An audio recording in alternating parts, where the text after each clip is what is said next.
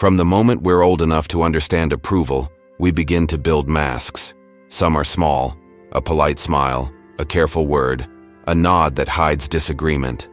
Others are full identities, versions of ourselves constructed entirely to be accepted, admired, or at least not rejected. It's a quiet performance we carry into classrooms, workplaces, relationships, even social media.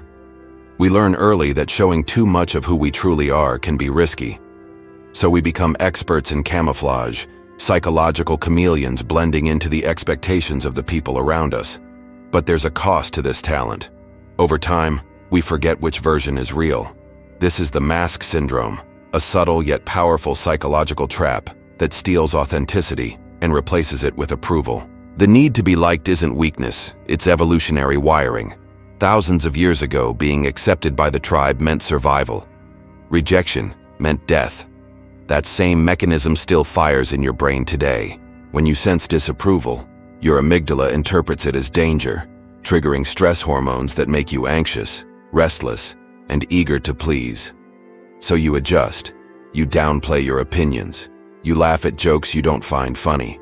You pretend to agree. You wear the mask.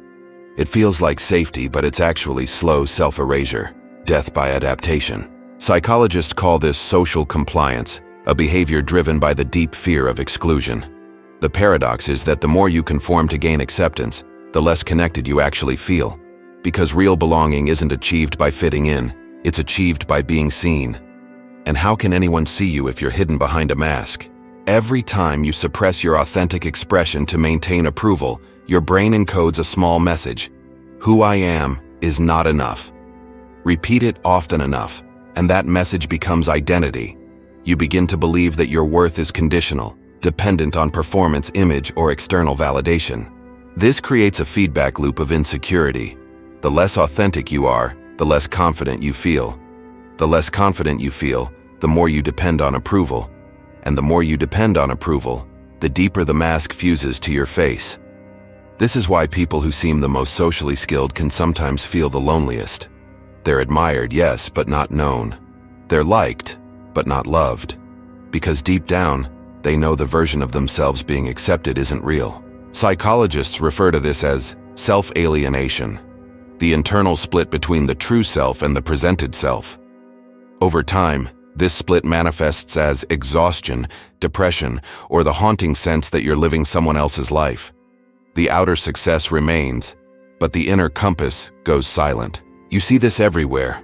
People curating perfect online personas, professionals hiding behind polished competence, friends who mirror opinions to avoid conflict. The modern world rewards masks. Social media, especially, has turned identity into performance art.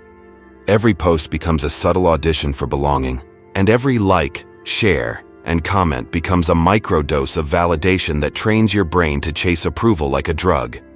The dopamine rush feels good, but the withdrawal, when validation doesn't come, feeds the underlying insecurity. It's an invisible addiction. You start living for reactions instead of reality. The tragedy is that authenticity, the very thing we trade away to be liked, is also the foundation of real confidence. Because confidence isn't believing you'll always be accepted. It's knowing you'll be okay even if you're not. True confidence is the courage to stand alone in your truth when approval disappears. And that kind of strength only grows in the soil of authenticity. But how do you rebuild what's been buried under years of social performance?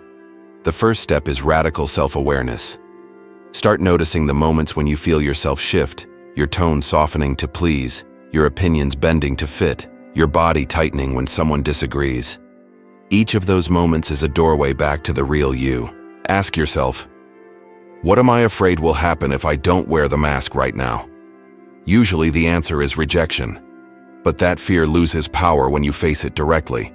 The mind can't control what you're willing to observe.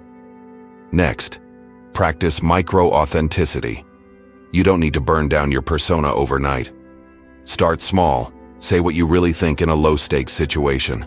Express a preference without apology. Admit uncertainty instead of pretending confidence. These small acts retrain your nervous system to see authenticity as safe again. Over time, you'll notice that genuine expression, even when uncomfortable, brings a quiet strength that forced likability never could. Another key step is redefining what it means to be liked. Most people chase being liked for being agreeable. But the individuals we truly respect and remember are rarely the ones who blend in. They're the ones who stand firm in their truth, even when it's inconvenient. Authenticity attracts deeper connections because it signals emotional safety. When you're real, you give others permission to be real too. That's how belonging is built, not through perfection, but through honesty. Neuroscience supports this. Studies on congruence, the alignment between thoughts, emotions, and actions, show that authentic behavior reduces stress, improves emotional regulation, and enhances decision-making. When you act in ways that reflect your true values, your brain's anterior cingulate cortex, the region that monitors internal conflict, calms down. You literally feel more at peace because your mind and actions are no longer at war. Still, reclaiming authenticity takes courage, because once you start taking off the mask, not everyone will like what they see. Some relationships are built on the version of you that's convenient for others. When you stop playing that role, those dynamics may crumble. But what remains after the collapse is freedom. The kind of freedom that can't be faked or taken away.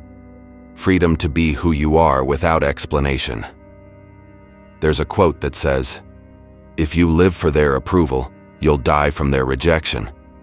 It's not just poetic, it's psychological truth. Approval is borrowed energy. Authenticity is generated from within. The former fades, the latter sustains. When you stop performing, you reclaim the power to define your own worth. You begin to like yourself not for how you appear, but for how you align.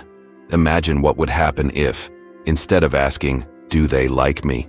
you asked, "Do I like who I am when I'm with them?" That question flips the dynamic completely. It takes you out of the approval loop and back into self-respect. Because liking yourself while being yourself is the deepest form of confidence there is. The mask syndrome isn't something to be ashamed of. It's something to outgrow. It's a symptom of a society that taught us acceptance is earned through conformity.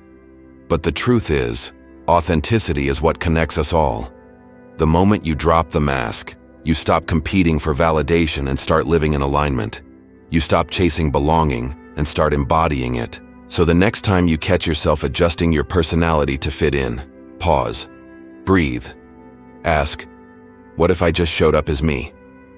You might lose some approval, but you'll gain something infinitely more valuable, peace of mind. And that peace is the birthplace of unshakable confidence, because in a world full of masks, being real is the most revolutionary act of all.